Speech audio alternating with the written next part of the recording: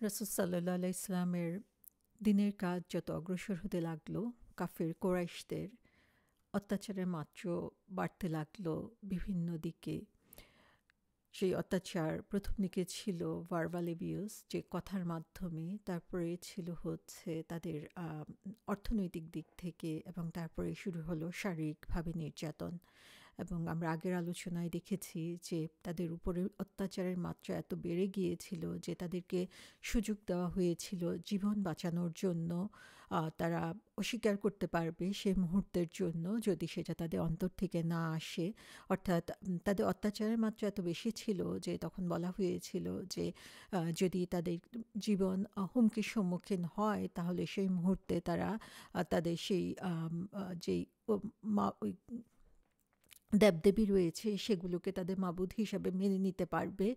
কিন্তু তারপরেও আমরা দেখি যে রাসূল সাল্লাল্লাহু আলাইহি সাল্লামের সাহাবা যারা ছিলেন তাদের মধ্যে অনেকেই এই ব্যাপারটাও মেনে নিতে রাজি হয় নাই। তাদের ঈমান এত মজবুত ছিল, আল্লাহ এবং তার রাসূল সাল্লাল্লাহু আলাইহি সাল্লামের প্রতি ভালোবাসা এত গভীর ছিল যে এক মুহূর্তের জন্য সেটা বলতে তারা রাজি হয় নাই। এবং এটার জ্বলন্ত উদাহরণ হচ্ছে বিলাল ইবনে রাবা আল হাবাসি। সুবহানাল্লাহ, আমরা বিলাল রাদিয়াল্লাহু আনহুর নাম সবাই শুনেছি, এবং তার যে স্যাক্রিফাইস, তার যে কষ্ট, এবং তারপরেও ইসলামের পথে টিকে থাকা, রাসূল সাল্লাল্লাহু আলাইহি ইসলামের প্রতি ভালোবাসার যে উজ্জ্বল দৃষ্টান্ত তিনি স্থাপন করেছেন সেটা আসলেই ইতিহাসে খুঁজে পাওয়া অনেক কঠিন। কে ছিলেন বিলাল ইবনে রাবা? বিলাল রাদিয়াল্লাহু আনহুর ঘটনা আমরা যদি জানতে চাই তাহলে দেখব যে আমাদের সবার কাছেই কিছু জিনিস হচ্ছে খুবই পরিচিত, খুবই স্বাভাবিকভাবে আমরা ছোটকাল থেকে জেনে এসেছি যে বিলাল রাদিয়াল্লাহু আনহু একজন ক্রীতদাস ছিলেন। বিলাল রাদিয়াল্লাহু আনহু ছিলেন একজন কালো নিগ্রো বলে থাকি আমরা, এবং সেখানে হচ্ছে তার যেই ভেরি ডার্ক ব্রাউন কমপ্লেকশন ছিল সেটা আমরা অনেকেই এই কথাগুলোর সাথে পরিচিত, এবং বিলাল রাদিয়াল্লাহু আনহুকে সেভাবেই আমরা চিনে এসেছি ছোটকাল থেকে। তো বিলাল রাদিয়াল্লাহু আনহুর বাবা ছিলেন একজন আরব এবং তার মা ছিলেন আবিসিনিয়ান, আমরা যেটাকে এখন ইথিওপিয়া বলি। সো মা এসেছিলেন ইথিওপিয়া থেকে, এবং তার মা যখন শিশু অবস্থায়, ছোট অবস্থায় ছিলেন তখনই তাকে অ্যাবডাক্ট করা হয়, তাকে নিয়ে আসা হয় তার গোত্র থেকে ছিনতাই করে, এবং তাকে দাস হিসাবে বিক্রি করা হয়। এবং সেভাবেই দেখা গিয়েছে যে বিলাল রাদিয়াল্লাহু আনহুর সাথে তার মার পরিচয়, বিলাল রাদিয়াল্লাহু আনহুর বাবার সাথে তার মায়ের পরিচয় হয়। এবং বিলাল রাদিয়াল্লাহু আনহু বাবার নাম ছিল রিবা এবং তার মার নাম ছিল হামামা।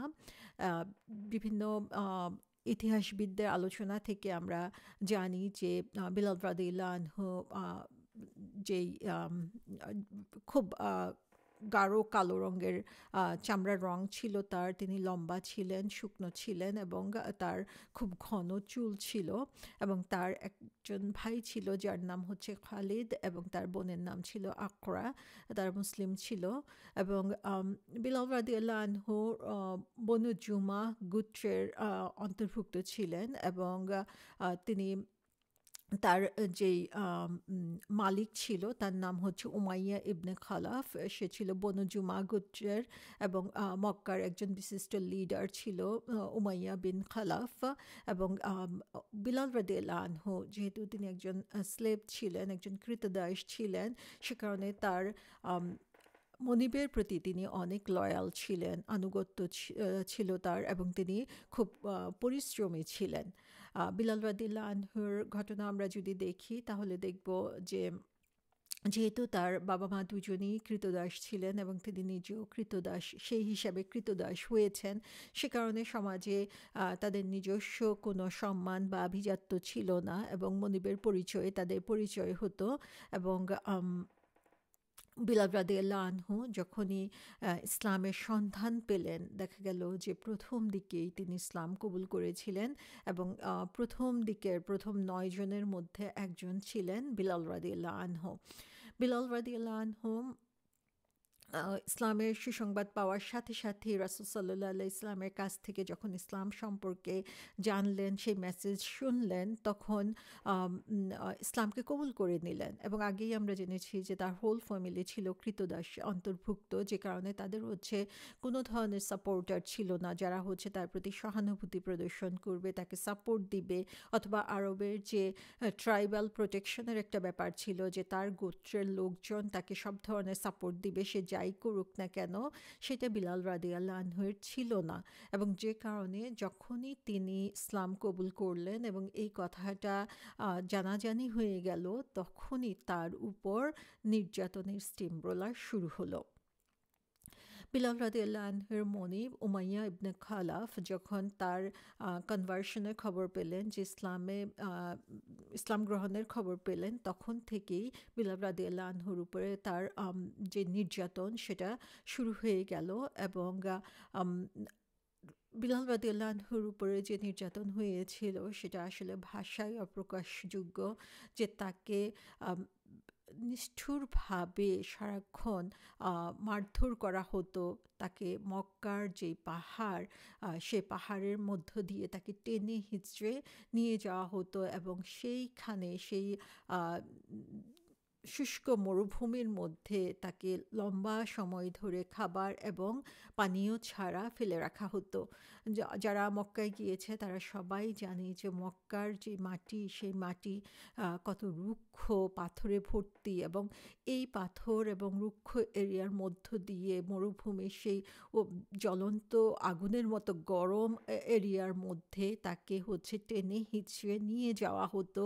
এবং সেটা হচ্ছে কন্টিনিউয়াসলি চলতো, সেটা যে একবার দুইবার হতো এরকম না, দিনের পর দিন এভাবে চলতে থাকতো। এবং তাকে কোনো খাবার এবং পানীয় ছাড়া এই গরমের মধ্যে তাকে ফেলে রাখা হতো। তো সুবহানাল্লাহ, এখান থেকে আমরা দেখতে পাচ্ছি যে কি পরিমাণ কষ্টের মধ্য দিয়ে বিলাল রাদিয়াল্লাহু আনহুকে যেতে হয়েছিল। তার মালিক উমাইয়া ইবনে খালাফ বিলাল রাদিয়াল্লাহু আনহুকে অত্যাচার করার জন্য যত রকমের নির্যাতন রয়েছে, সব ধরনের নির্যাতনই তার উপরে করত, যতক্ষণ পর্যন্ত না তিনি তার মন চেঞ্জ করেন, তিনি ইসলাম থেকে প্রত্যাবর্তিত হয়েছেন, সেটা যতক্ষণ পর্যন্ত না ঘোষণা করেন, ততক্ষণ পর্যন্ত সে নির্যাতন করেই যাচ্ছিল। এবং এই নির্যাতন চলছিল রিপিটেডলি, যে প্রতিদিনই হচ্ছে তার উপরে সকাল থেকে সন্ধ্যা পর্যন্ত এ ধরনের নির্যাতন চলতো। এবং তারা তাকে কি করতো, যে তাকে তার পরনে কোনো কাপড় ছাড়া যেই গরম উত্তপ্ত যে পাথর ছিল, বড় বড় রক্স ছিল, সে রক্সের মধ্যে তাকে ফেলে রাখা হতো, এবং গরম উত্তপ্ত আরেকটা বড় পাথর এনে তার উপরে দিয়ে দেওয়া হতো। এবং এত বড় পাথর এনে তার উপরে ফেলে দেওয়া হতো যে সেটাকে এক জায়গা থেকে আরেক জায়গায় নেওয়ার জন্য কয়েকজন মানুষের দরকার হতো।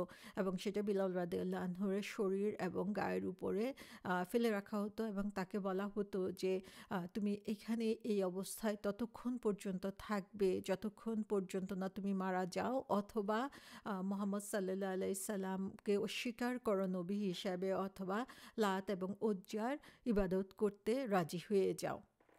তো সুবহানাল্লাহ, আমরা বিভিন্ন সময় বিভিন্ন মুভিতে বা ছবিতে দেখে থাকি যে এটা হচ্ছে একটা ছবি থেকে নেওয়া, এটা অরিজিনাল কোনো পিকচার না, এটাতে আমাদের ভুল বোঝার কোনো সুযোগ নাই। কিন্তু এটা এই জন্যই আমি শেয়ার করছি যে কত বড় পাথর এবং কিভাবে কত কষ্টের মধ্যে তাকে ফেলে দেওয়া হয়েছিল, এটা আমরা একটু আইডিয়া করতে পারি এই ছবিটা দেখে। যে সুবহানাল্লাহ, যে দিনের পর দিন তার উপরে এ ধরনের অত্যাচার চলছিলই, শুধুমাত্র একটা স্বীকৃতি আদায় করার জন্য যে তিনি ইসলাম থেকে বের হয়ে গিয়েছেন, বা রাসূল সাল্লাল্লাহু আলাইহি ইসলামকে নবী হিসাবে মানেন না, অথবা লাত এবং উজ্জাকে ইবাদত করার জন্য প্রস্তুত রয়েছেন। সো দিনের পর দিন তারা অত্যাচার করতে করতে শেষ পর্যন্ত নিজেরাই তারা ক্লান্ত হয়ে পড়ল। তো সুবহানাল্লাহ, আমরা চিন্তা করতে পারি যে বিলাল রাদিয়াল্লাহু আনহুর অবস্থা তখন কেমন, অথচ তিনি কিন্তু তার কথা থেকে সরে আসেন নাই। তারপরে তাকে বলা হলো যে ঠিক আছে তাকে অস্বীকার করতে হবে না, কিন্তু সে যদি তাদের যে দেবদেবীগুলো রয়েছে সেটার ব্যাপারে ভালো কিছু সুন্দর কিছু বলে তাহলেই তাকে ছেড়ে দেওয়া হবে। কিন্তু বিলাল রাদিয়াল্লাহু আনহুর কাছে এই অত্যাচারও তার কাছে অনেক ভালো ছিল, তাদেরকে তাদের মন তুষ্ট করার জন্য কোনো কথা বলার চেয়ে। এখানে আমরা বিলাল রাদিয়াল্লাহু আনহুর যেই আল্লাহ প্রেম, যে রাসূল প্রেম সেটা আমরা দেখতে পাচ্ছি এবং তার সারা জীবনেই সেটার প্রমাণ আমরা পেয়ে থাকি যে ঈমানের কত উঁচু স্তরে উঠলে একজন মানুষ এ ধরনের স্যাক্রিফাইস করতে পারে, যে তাকে বিভিন্ন অপশন দেওয়া হলো, যে যে কোনো একটা অপশন সে যদি একটু স্বীকৃতি দেয় তাহলে এই যে কষ্ট, এবং কষ্টটা আমরা চিন্তাই করতে পারি না, যে আরবের বা মক্কার যে গরম, আমরা যখন হজে গিয়েছি তখন দেখেছি যে সেখানে স্প্রিংকলার রয়েছে, সারাক্ষণ পানি আসছে, কমফোর্টেবল ড্রেস আমরা পরে আছি এবং সেখানে ফ্যানের ব্যবস্থা করা আছে, সেই অবস্থাতেও ওই গরম সহ্য করা কঠিন ছিল। এবং সেখানে উত্তপ্ত মরুভূমিতে দিনের পর দিন শুধু যে তাকে গরম জায়গায় ফেলে রাখা হয়েছে তাই না, তার উপরে হেভি পাথর ফেলে রাখা হয়েছে, যেই পাথরও হচ্ছে উত্তপ্ত গরম, তার মানে হচ্ছে তার নিচে যে মরুভূমির বালি সেখানে উত্তপ্ত অবস্থায় পাথর হচ্ছে হেভি এবং সেটা উত্তপ্ত, এবং মাথার উপরে হচ্ছে জ্বলন্ত সূর্যের যে গরম, সেই গরম, সেই অবস্থার মধ্যে শুধুমাত্র একটু স্বীকৃতি তারা চেয়েছিল, কিন্তু বিলাল রাদিয়াল্লাহু আনহু সেই ব্যাপারেও একটু ছাড় দিতে তিনি রাজি হন নাই। সেই মেল্টিং হিটের মধ্যে যেই গরম মনে হয় যেন পাথরকেও গলিয়ে ফেলতে পারে, সেই অবস্থার মধ্যেও তিনি এই কথার এতটুকু স্বীকৃতি দেন নাই। তারা আরও যেটা করতো সেটা হচ্ছে যে সন্ধ্যা যখন হয়ে আসতো তখন তাকে উঠিয়ে নিয়ে আসা হতো এবং তার গলার মধ্যে একটা রশি পেঁচিয়ে সেটা ধরে তারা টানতো, এবং এলাকার যত দুষ্ট ছেলে ছোট বাচ্চা রয়েছে সবাইকে তারা বলতে থাকতো সে রশি ধরে টানার জন্য, এবং তাকে অ্যারাউন্ড দ্য মাউন্টেন, সে পাহাড়ের মধ্যে রাস্তার, মক্কার রাস্তার মধ্যে তাকে টেনে হিঁচড়ে নিয়ে যাওয়া হতো। কিন্তু বিলাল রাদিয়াল্লাহু আনহু তারপরেও তার ঈমান থেকে এতটুকু সরে আসেন নাই, এত ধৈর্যশীল, এত সাহসী, এত সুদৃঢ় ঈমানের অধিকারী ছিলেন বিলাল রাদিয়াল্লাহু আনহু।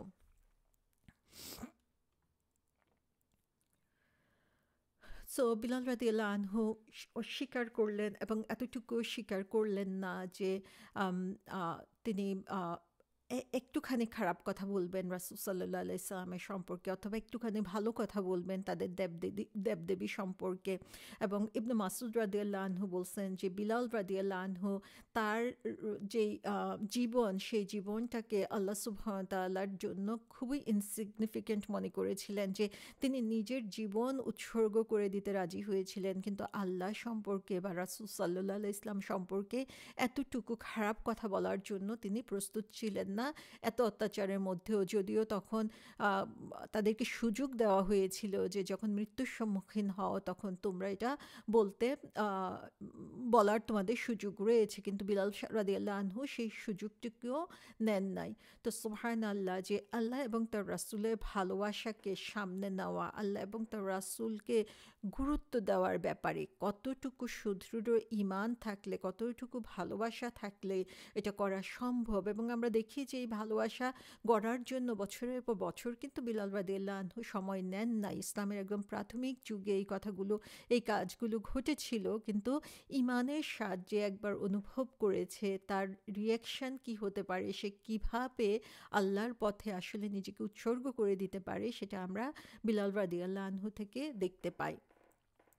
আমর ইবনে আস রাদিয়াল্লাহু আনহু বলেছেন যে যেই পাথরের উপরে তাকে রাখা হতো বা যেই পাথর তাকে চাপা দেওয়া হতো, সেই পাথর এত গরম ছিল যে সেখানে কাঁচা মাংস যদি রাখা হতো, সে কাঁচা মাংস লিটারালি রান্না করা যেত, এত উত্তপ্ত গরম হয়ে থাকতো সেই পাথর।